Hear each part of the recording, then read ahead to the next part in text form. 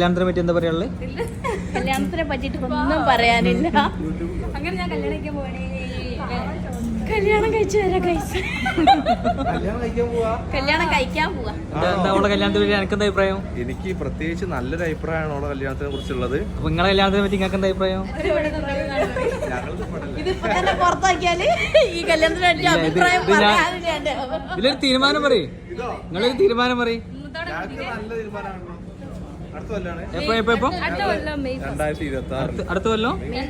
2026 ഒന്ന് ചേർന്ന് 2026 വരെ കല്യാണം. 2025 ഏപ്രിൽ 30 ഇതിന്റെ കല്യാണം. അതിന്റെ മുൻപേ ഞങ്ങളെ കല്യാണം കഴിഞ്ഞു.